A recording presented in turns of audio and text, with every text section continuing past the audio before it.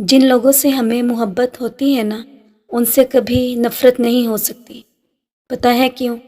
جب یہ بہت عزیز لوگ دھوکہ دیتے ہیں تو پھر دل سے نکل جاتے ہیں، اور یوں نکلتے ہی دل ان کے لیے کوئی بھی جذبہ رکھنا پسند نہیں کرتا۔ عورت کے سینسز اتنے تیز ہیں کہ وہ نظر اور نیت فوراً پہچان لیتی ہے۔ دراصل وہ دھوکہ اس وقت کھاتی ہے جب وہ خود کو دھوکہ دینا چاہے۔ جو تعلیم عورت کے سر سے دوپٹہ اور مرد کے دل سے خوف دور کرتے، ایسی تعلیم سے ان پڑھ رہنا بہتر ہے۔ درد وہ ہوتا ہے جو ہمیں دوسروں کی تکلیف میں دیکھ کر محسوس ہو، ورنہ اپنا درد تو جانوروں کو بھی محسوس ہوتا ہے۔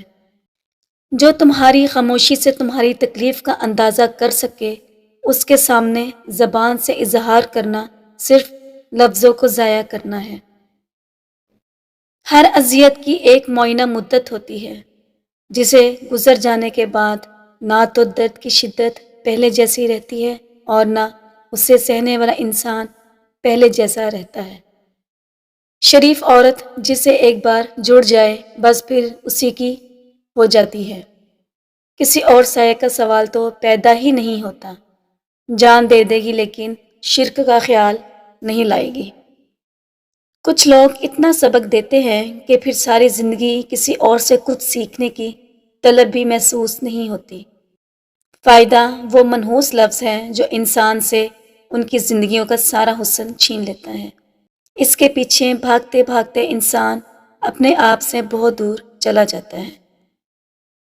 روشنی کے راستے میں خود لوگ اپنے اعمال کے بدنیتی سے دراڑیں اور رکاوٹیں ڈال دیتے ہیں، اور پھر لوگ منہ بنا کے پھرتے رہتے ہیں کہ چار سو اندھیرا ہے۔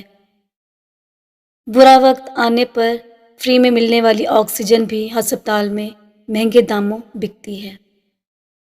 بسا اوقات آپ آدمی کے چہرے کو تو پہچان سکتے ہیں لیکن دلوں کے احوال کو نہیں۔ جو عورت تمہارے سامنے 3 باتیں کرے یا ان باتوں میں زیادہ دلچسپی لے تو سمجھ جائیں وہ تم سے شادی کرنا چاہتی ہے۔ نمبر 1 عمر پوچھے، نمبر 2 آمدنی پوچھے، اور نمبر 3 ذریعہ معاش پوچھے۔ کسی پہ بہت زیادہ مان بھی اچھا نہیں ہوتا، کیونکہ کئی بار لوگ بغیر کسی وجہ کے بھی آپ کو اپنی زندگی سے اٹھا کر باہر پھینک دیتے ہیں۔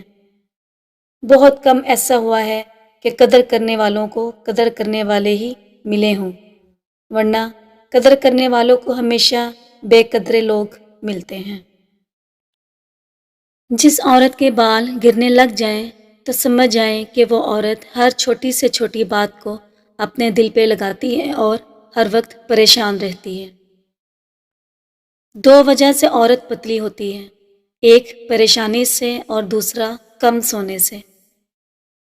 جو عورت چوڑیاں شوق سے پہنتی ہے تو سمجھ جائیں وہ عورت ذوق پسند ہوتی ہے، اور ایسی عورتوں کو بننے سنورنے کا شوق بھی ہوتا ہے۔